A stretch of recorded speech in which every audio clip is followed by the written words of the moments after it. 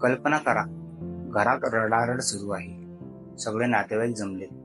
अंत्यसंस्काराची तयारी सुरू आहे आणि ज्या व्यक्तीचा मृत्यू झाला होता तो साक्षात घरी चालत येतो.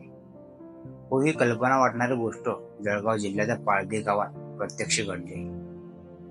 रघुनाथ वामनाथ खैरनार नावाचे 65 वर्षाचे वृद्ध गेल्या 3-4 दिवसापासून कोणाला काही न सांगता घरातून निघून गेले होते. कुटुंबीय त्यांचा शोध घेत होतेच.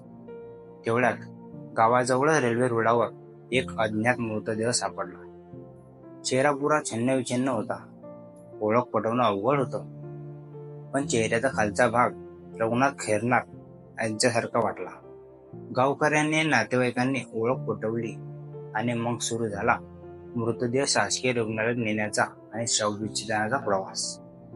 संध्याकाळी 6 वाजता शवविच्छेदन झालं आणि मृतदेह नातेवाईकांच्या ताब्यात देण्यात आला. रुग्णवाहिकेत मृतदेह घरी नेत असताना सगळं वातावरण शोकमय होतं. घरात सगळं रडत होते. काही जण शेवटचं दर्शन घेण्यासाठी जमले होते आणि त्याच वेळी संध्याकाळी 7 वाजता गावातील साईबाबा मंदिराजवळून रघुनाथ खैरनार साक्षात चालत घरी आले. घरात हळहळ एकदम थांबली. आश्चर्य आणि धक्का सगळं एकदम भरून आलं.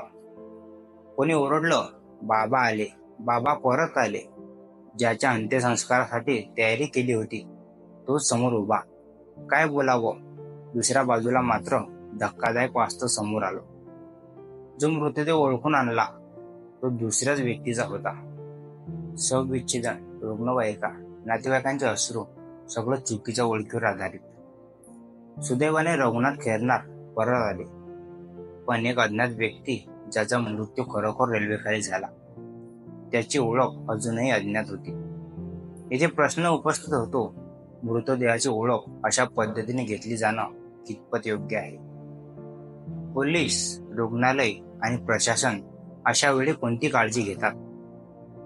जर असं सुरू राहिलं तर कुणी कुणाचाही मृतदेह घेऊन शासकीय लाभ, विमा आणि कायदेशीर फायदे मिळवू शकतो. ही घटना एक चूक, एक धक्का, एक बोध आहे. रघुनाथ खैरनार परत आले, पण दुसऱ्याच्या मृत्यूचं दुःख अजूनही कुठेतरी दाबून राहिलं आहे.